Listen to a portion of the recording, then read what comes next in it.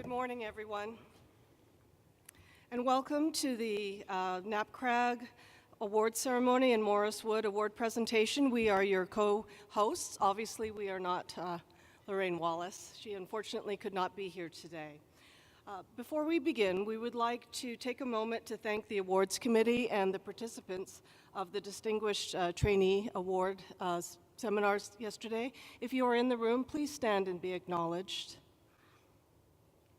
Any members of the awards committee and the trainees? All right, we have a few.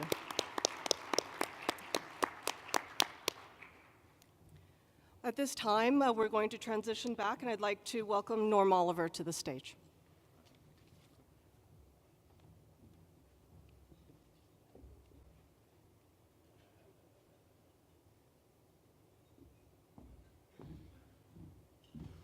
Good morning, everyone. As NAPCRG president, I have the honor to present a President's Award. And this year, I'd like to present this award to someone who has for decades been a staunch supporter of NAPCRG and primary care research. Many of you know him. His name is David Myers. David has, as I said, for decades been a supporter of our research. He has been in the Agency for Healthcare Research and Quality for most of those years, and very much wanted to be here with us to receive this award. Some of you may know that David has become ill with brain cancer, and was hoping to be here until a few weeks ago when he announced that he was really too ill to come to Chicago. David served as the Chief Medical Officer for AHRQ, and he led Evidence Now, which was AHRQ's $110 million initiative to help primary care practices improve the heart health of our patients through quality improvement support and implementation of new science. David was a very strong supporter of implementation science. He also directed the Center for Primary Care Prevention and Clinical Partnerships at AHRQ, and led the agency's work in support of primary care patient-centered medical home initiatives, and was very active with us in both the practice-based research network and the conferences that we held around that, and also in the primary care collaborative. Before joining AHRQ, David practiced full-scope family medicine, including obstetrical care in a clinic in Washington, D.C., and directed Georgetown University's primary care practice-based research network, Capricorn. As I said, David's not been able to join us today, but he wanted to say a few words and send us this video, which I'll start for you now.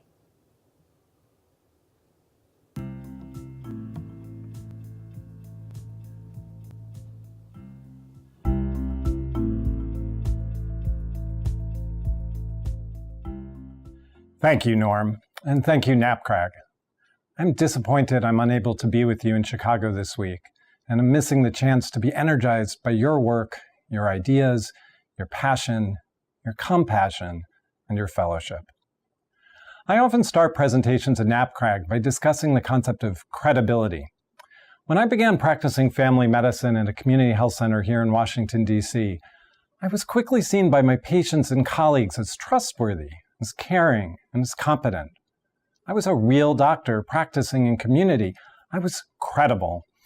And perhaps because this trust was placed in me, I began to grow frustrated having to extrapolate evidence from studies done in communities very different from mine, ones that did not reflect the context and the complexity of my patients' experience. I became interested, like many of you, in conducting research with my community to answer our questions. I drew on the wisdom of CBPR and built a participatory primary care practice-based research network. As I immersed myself in this new endeavor, I discovered something rather surprising. I had lost my credibility. As I became a researcher, I was no longer seen as a real doctor. I was able to accept my new status in large part because I found my people here at NAPCRG. You gave me support and encouragement. You shared your sense of curiosity, of wonder, and of rigor, affirmed my belief in the value of being a clinician researcher, and vested me with a new source of credibility. Thank you for mentoring me for the past 20-plus years and for being my intellectual home. As many of you know, I didn't remain a full-time clinician researcher.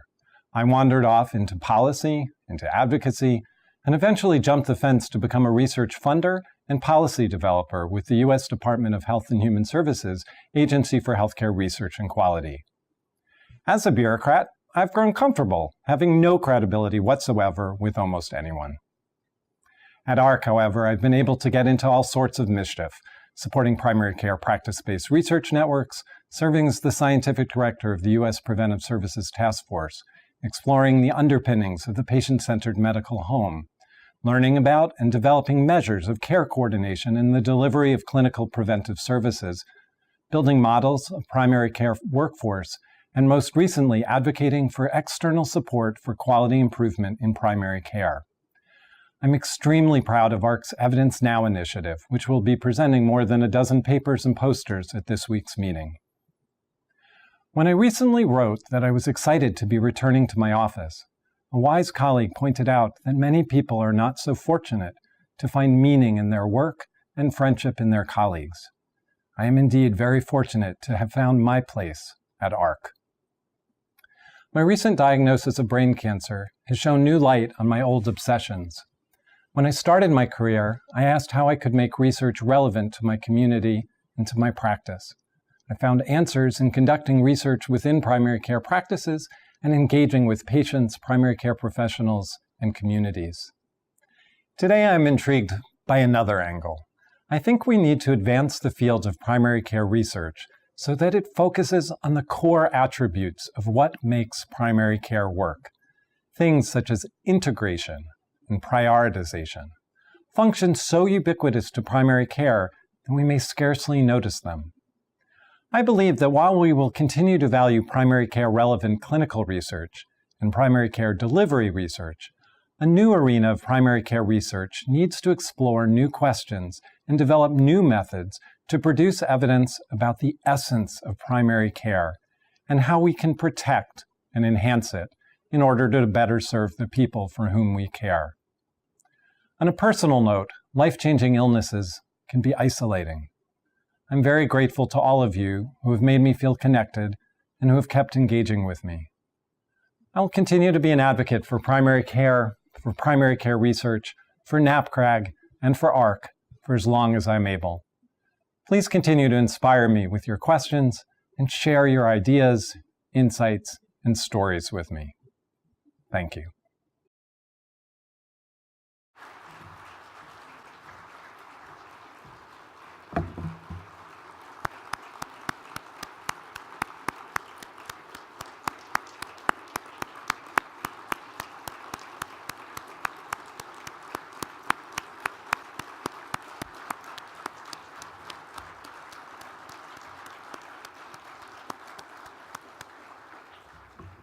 We'll make certain that David gets this award personally from us. And now I'd like to invite Lars and Francis back to the podium to continue the rest of the awards ceremony.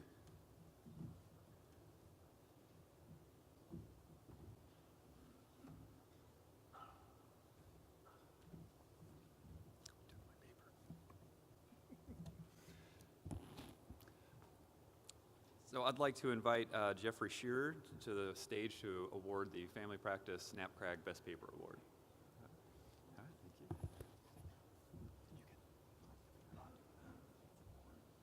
Do we have a slide? We should have a slide. We should have a title slide. Click forward, go for it. Because I didn't know if you want to announce it. Nothing. I didn't do it? Good morning. My name is Jeff Scher. I'm the editor-in-chief of Family Practice. This is the second annual Best Paper Award, which is given to a prior NAPCRG presentation, which has been published in the journal in the past 2 years. Eligible papers are reviewed by our editorial board and chosen for high impact on primary care research and excellence in science. The winner of this year's award is Dr. John Salzberg for the paper Shifting Dynamics on Social Roles and Project Ownership over the Life Cycle of a Community Participatory Research Project. Is Dr. Salzberg here?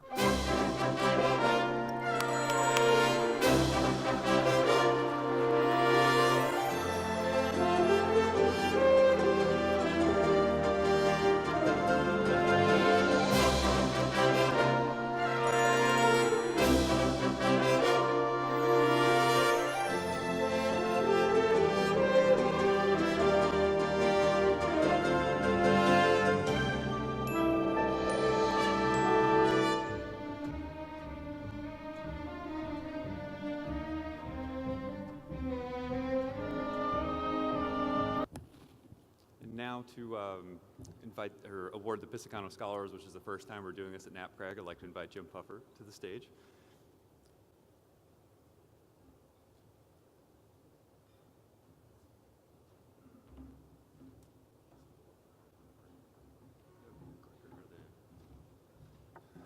Good morning, and thanks to all of you for allowing us to introduce this group of outstanding young Pisacano scholars to you this morning. Nick Pisacano had a great passion for identifying and cultivating the best and brightest medical students who wish to pursue careers in family medicine, and the foundation that has been established in his honor for the last 25 years has done a superb job of selecting students who embody the principles that Nick attempted to espouse. I think you'll be impressed with the group that I'm going to introduce this morning. I don't have nearly enough time to recount all of their wonderful accomplishments, but we have left at your tables bios on each of the awardees that we hope you'll take the time to read. Typically when I do this, I excerpt a few comments from the applications of the applicants to give the audience a little better picture of each of the candidates, and I'm going to do so this morning, although in a much abbreviated fashion. So let me introduce first this morning Ree Garcia Sampson, who's a fourth-year medical student at the Warren Alpert Medical School at Brown University in Providence, Rhode Island. She's currently completing work on a Master of Public Health degree at the School of Public Health at Brown. Ree is described by Fadia El Reyes, Family Medicine Residency Program Director at Brown,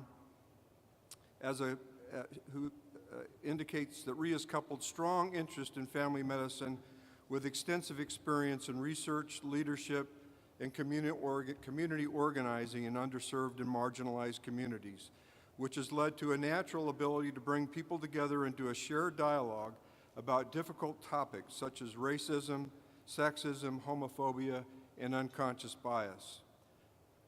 Ree feels called to partner with underserved communities to create health equity and justice. As she notes, for me, the path forward requires that we, as health professionals, understand the various structures that continue to perpetuate health disparities and gain the skills necessary to change these structures. Please join me in congratulating Ree Garcia Sampson as being a 2018 Pisacano Scholar.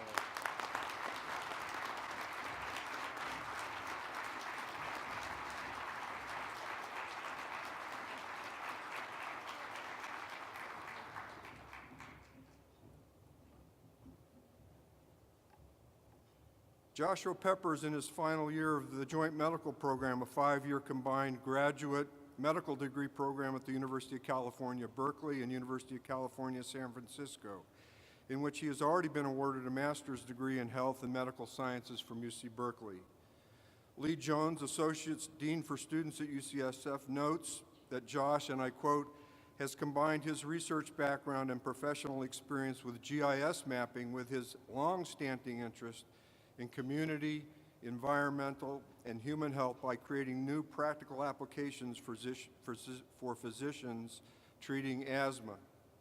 In explaining how this project will influence his career trajectory, Josh writes, "In my career, I hope to take what I've learned about asthma management and apply it to other common conditions such as hypertension and diabetes. As patients increasingly measure their own biometrics, family doctors will need tools to help interpret and act on these data.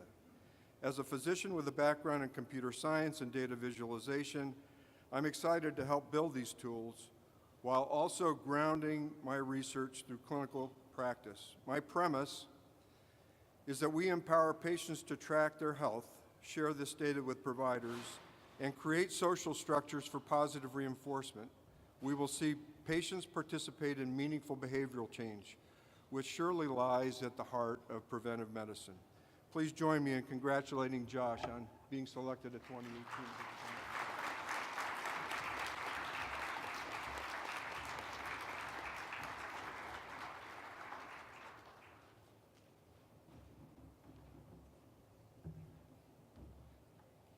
Emma Richardson is a fourth-year medical student at Rush Medical College in Chicago, a local expert. She graduated cum laude from the University of Notre Dame with a Bachelor of Science degree in Sociology and Pre-Professional Science. One of only 5 students chosen from her class for Rush's Family Medicine Leadership Program, she founded the Incarcerated Medicine Initiative within the Cook County jails. Since, as she noted in her personal statement, and again I quote, "I think there is room for physicians to utilize their privilege and platforms to elevate the voices of individuals most impeded by mass incarceration and advocate for a better system." She appears to be well suited to do so in the future, for, as Cynthia Wykus, Associate Chair for Educational Programs in the Department of Family Medicine, noted, although we certainly have been impressed with her as a strong student, an excellent team player, and an individual of genuine character, one is most struck by her strong sense of purpose and her extraordinary capacities for critical thinking and cultural competence. Please join me in congratulating Emma on her selection as a 2018 Pisacano Scholar.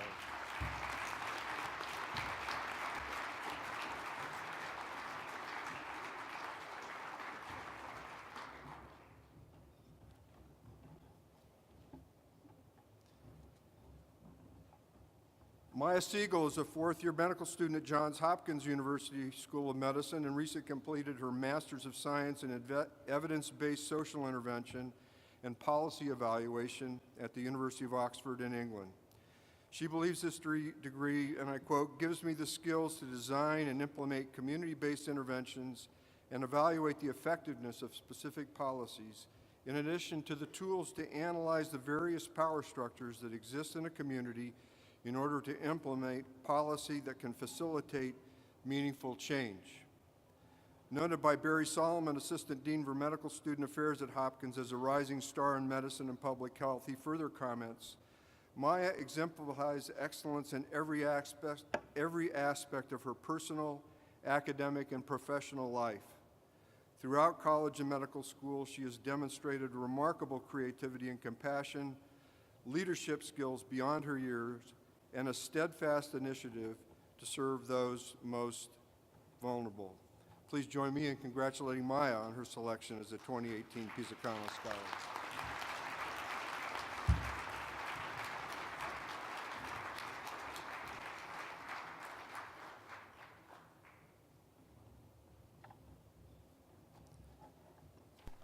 And last but not least, Nick West is a fourth-year medical student at Oregon Health and Science University who states, "I grew up rural. I have tailored my training to be rural, and I will practice family medicine in Northeast Oregon. I want to be a doctor who cares for the whole family, the doctor who can be counted on from birth to grave, the doctor who you can come up to at the sideline of a local football game, ready to be called into action."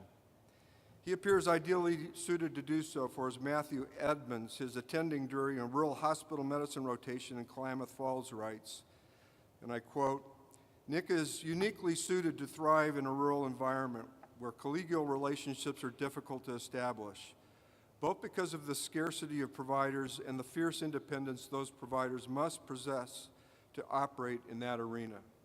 Moreover, when considering other unique social challenges to practicing in a rural environment," and he notes that opioid and methamphetamine addiction are just 2 perfect examples, "coupled with limited employment opportunities, shrinking agrarian microeconomics, and the endemic social ills of casual alcoholism and domestic violence, I can think of no one better suited to take on those challenges, given Nick's singularly unique blend of scientific curiosity, pioneering spirit, and easy reliability. Please join me in congratulating Nick.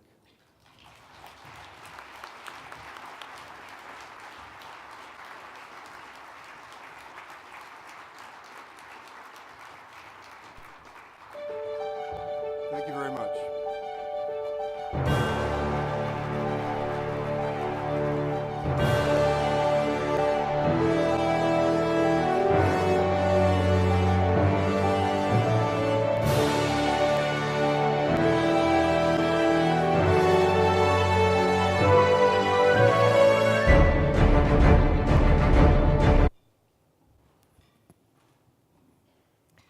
I am here to present the Distinguished Trainee Research Awards.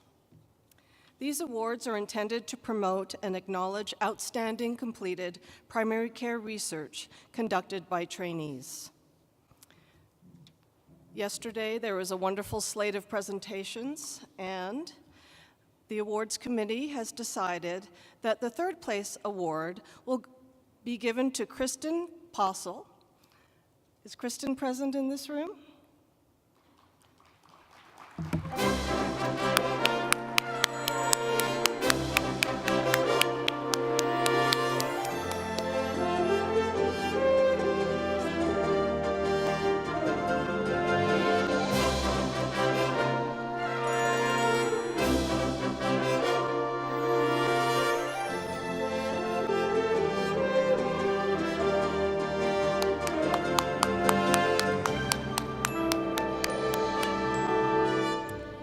And the second place award is presented to Gabrielle Václavic. Is Gabrielle here? It's just...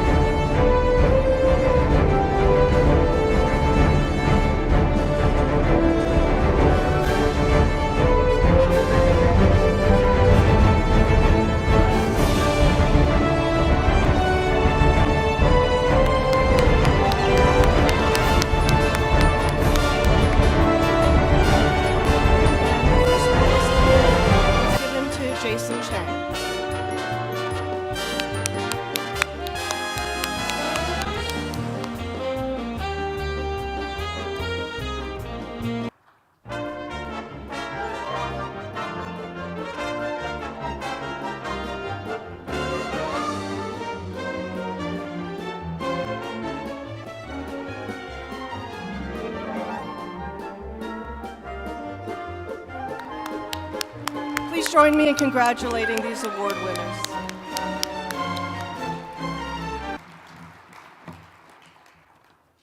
All right.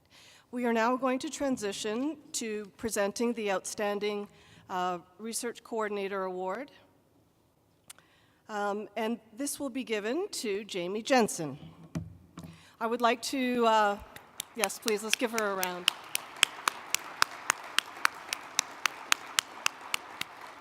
And I would like to invite Francine Lemire to the stage to give some remarks.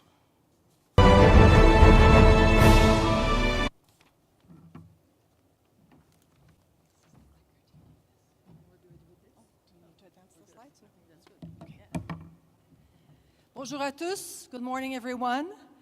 I'm the Executive Director and CEO at the College of Family Physicians of Canada, and it gives me great pleasure to be here today to personally honor a valued member of our team. It is with great pride that we celebrate Jamie Jensen, Research Department Coordinator, as the recipient of the 2018 Outstanding Research Coordinator Award. When I started my career at the college, I was told that Jamie is the eyes and ears of research at the college. These were very true words, and Jamie has proven it time and time again over the years. Since day one of her 24-year career at the College of Family Physicians of Canada, Jamie has committed 100% of her passion for research to support the research department, the section of researchers, and many family doctors across Canada. The department and section have grown significantly over the years to support work that is essential to meet the growing needs of family medicine research, to support family physicians, the team they work with, and the patients they serve. Through all the changes over the years, Jamie has been a constant source of support, knowledge, and experience.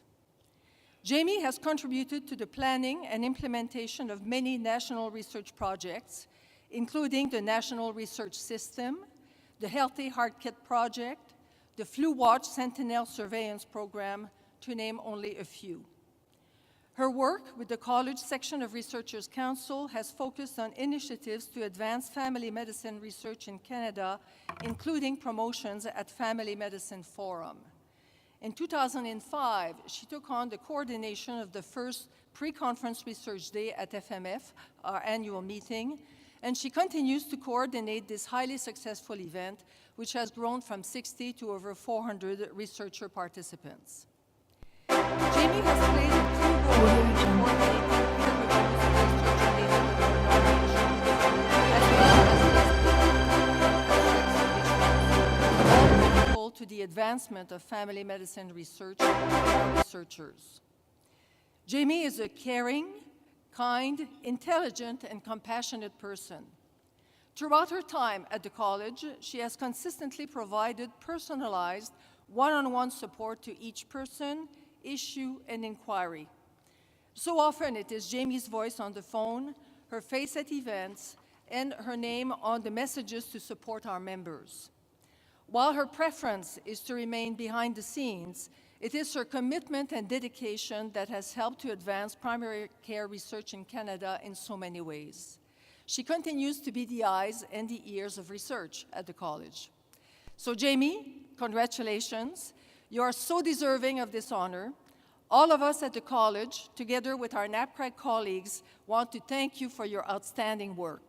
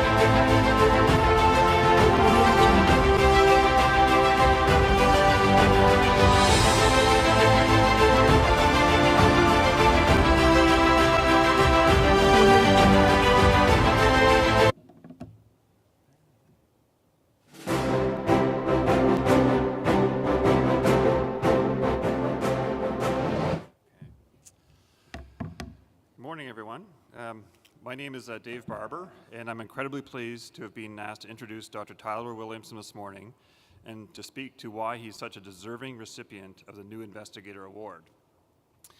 I had the wonderful pleasure of working with Dr. Williamson at Queen's University in Kingston, Ontario from about 2011 to 2015, and we continue to collaborate to this day. Over and above our working relationship, I got to know Tyler outside of the office, and I'm happy to know him as a friend in addition to a colleague. So first, let's start with his impressive stats. Dr. William has, and when I wrote this, a while back, it was 71 peer-reviewed articles. That's now 102. 12 as senior author, 10 as second author, and 5 as first author. He has 119 abstracts and conference presentations, 35 of which were presented at NAPCRG. $7 million in funding as PI or co-PI. That's, to be fair, that's 7 million Canadian, so that's maybe, it's only about 5 million American. He is holder of 3 grants as a PI or co-PI from CIHR, and lastly, supervisor to at least 13 graduate students. As impressive as these numbers are, I propose that, more importantly, Dr. Williamson possesses attributes of character that endear him to his colleagues and make him most deserving of this award. For all who know him, Tyler is widely known to be selfless and a supportive colleagues, oftentimes junior colleagues, acting as a mentor and encouraging them in their research. As a team member, Dr. Williamson is a natural leader, always contributing positively in elevating the team's accomplishments to higher levels. Tyler is a beloved colleague to all and is known for being perennially curious with an indefatigable nature and an infectious enthusiasm. Lastly, one of the qualities that I most admire about Dr. William over and above these accomplishments is his evident dedication to his family. Despite his seemingly endless dedication to research and primary care, Tyler manages to keep this in balance with his devotion to his family as a father and spouse. I'm so fortunate to have Tyler as a great colleague and a great friend. Please join me in congratulating Dr. Tyler Williamson as the recipient of the 2018.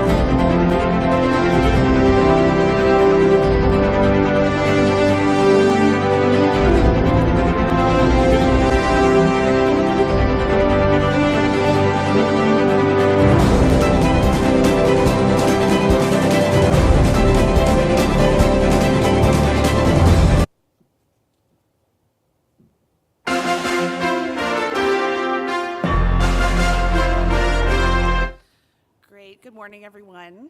Thank you very much for allowing me this opportunity, Gina. I am so pleased and honored to be able to help celebrate this award with you and for you. I'm very pleased to be here also on behalf of your fellow nominator, Janusz Kazarowski, and the CHAP team, and your CP at Home team, and of course the Department of Family Medicine at McMaster University, who's really so proud of all that you have done.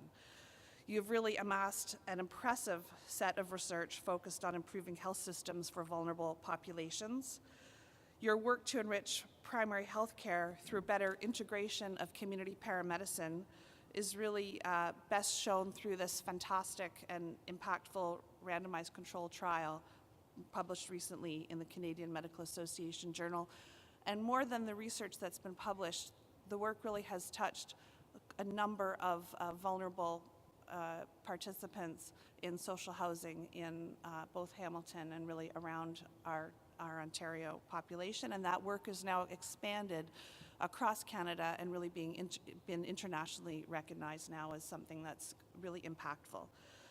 You are working internationally with funding from the Global Alliance for Chronic Disease and CIHR to improve diabetes care in the Philippines, and our team and our colleagues in the Philippines are so grateful for your leadership in that work that is really starting to pay off in terms of what we're seeing in community engagement and health of people in those communities there, and the relationships that you've been able to build amongst our team and with both students and faculty across that project is really quite impressive. Closer to home, you've started the illegal checkup program at the McMaster Family Practice, showing that we can bridge health and social care and help people in different ways in primary care beyond just the clinical management of health. Your work on the CAN-RIS diabetes questionnaire, your leadership in helping to develop that is now created a questionnaire that's been used in many jurisdictions around the world.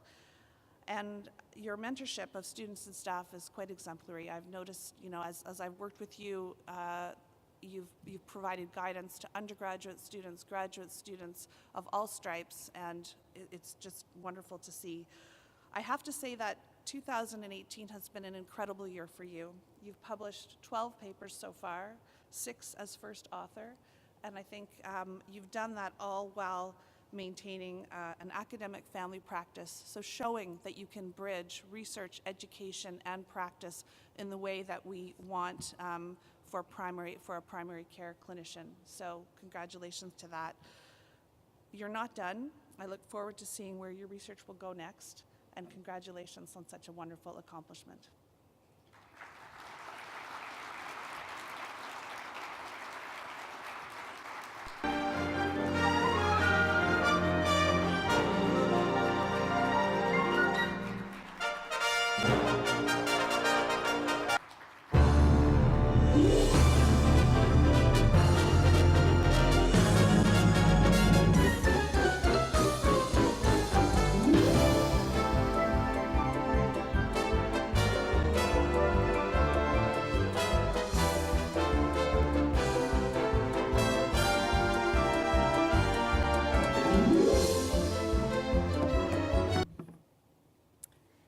The Distinguished Mentor Award is given to acknowledge outstanding mentorship of a NAPCRG member over the course of his or her career. This year, the committee considered a really outstanding and very large pool of candidates and will be awarding 2 awards today, and the first recipient is Marjorie Bowen. I would like to invite Ian Bennett to give a few brief remarks regarding Dr. Bowman.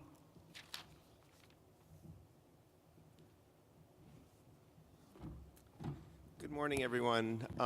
It's really a pleasure. My name's Ian Bennett. I'm a professor at the University of Washington in the Family Medicine Department and Psychiatry departments. And it's really a pleasure to be able to stand here today representing a whole host of mentees that have benefited from Marjorie Bowman's skilled and really thoughtful mentorship, which is, when you think about what is a mentor, there are a lot of different facets to that. We've all, I'm sure, been able to look back at people who have played important roles in our careers. And I met Marjorie when I was a first-day resident in the new Department of Family Medicine at the University of Pennsylvania, which up until that point had not had a Department of Family Medicine and was known for kind of being anything but a primary care research institution or primary care institution. And the ride that I had through that time, initially as a resident, then subsequently being hired by Marjorie in my first faculty position, and then really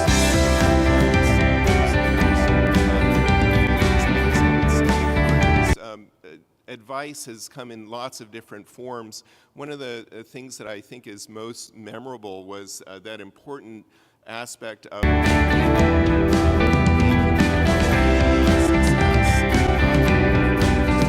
you do that. So Marjorie herself, in a storied career, most recently chairs of a couple of different departments, Wake Forest, and then on to the University of Pennsylvania, and on to and then most recently, very exciting that within the VA, now the Chief Academic Officer of the VA is very exciting. But along the way, and by the way, today is Veterans Day in the U.S., celebrated tomorrow, today is the day, so that's an important thing to remember. But just to, the skills of being able to make that right support at the right time to make key influences on her mentees. Marjorie really exemplifies what I certainly have learned to try to be as a mentor myself, and I think all of us try to do. So thank you, Marjorie, for all your help through the years, and I really appreciate it and represent all of your other mentees that I've discussed about this with. So thank you.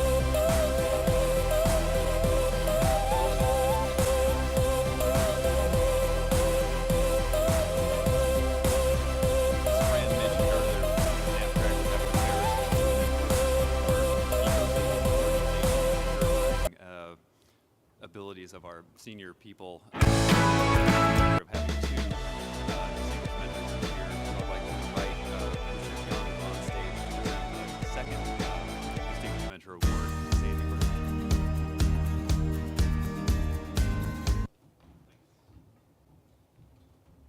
I am so honored to have the privilege of telling you about my friend and colleague, Dr.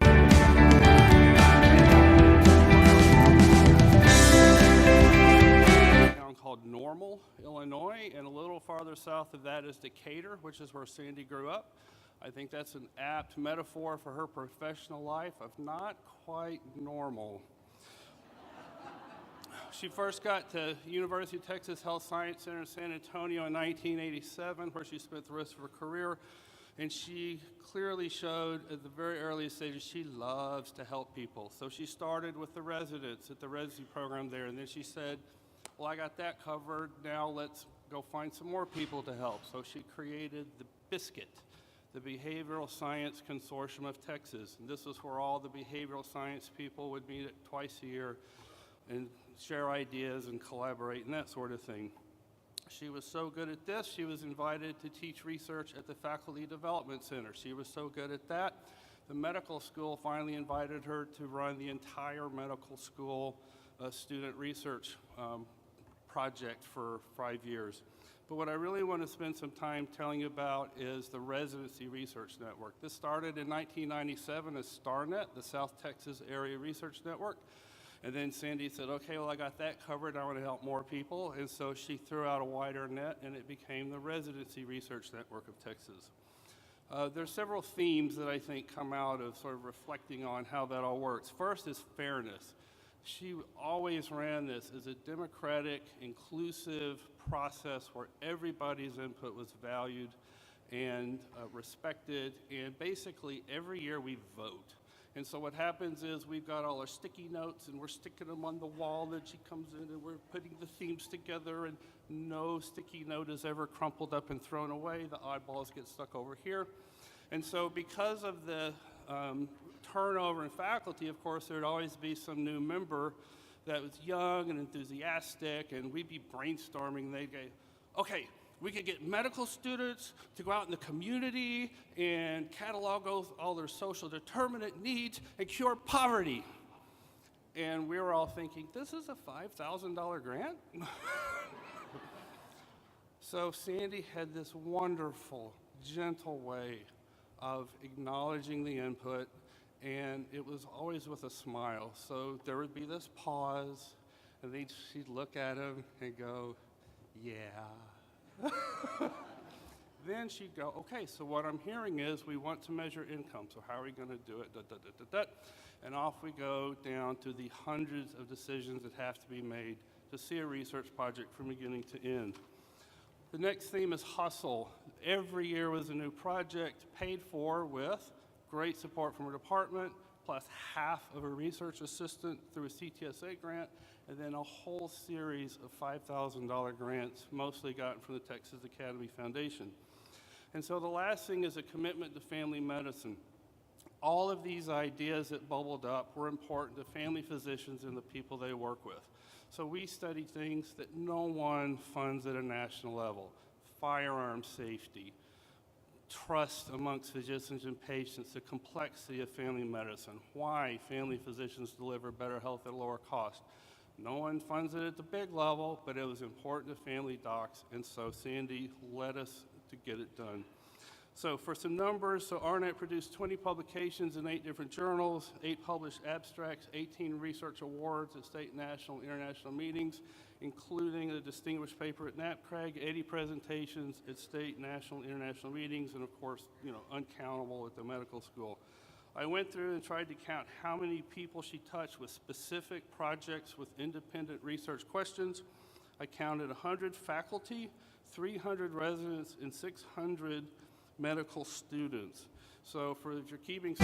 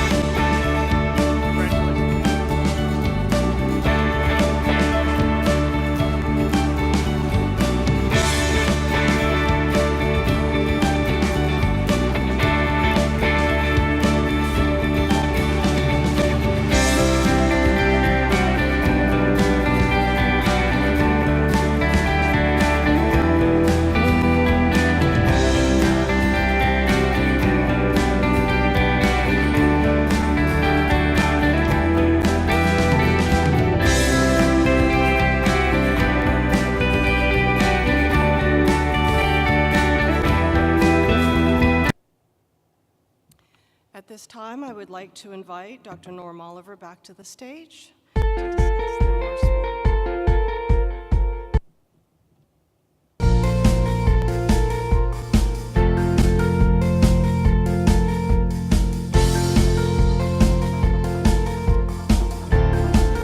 Every year we give I'd just like everyone to give another round of applause for all our very deserving winners.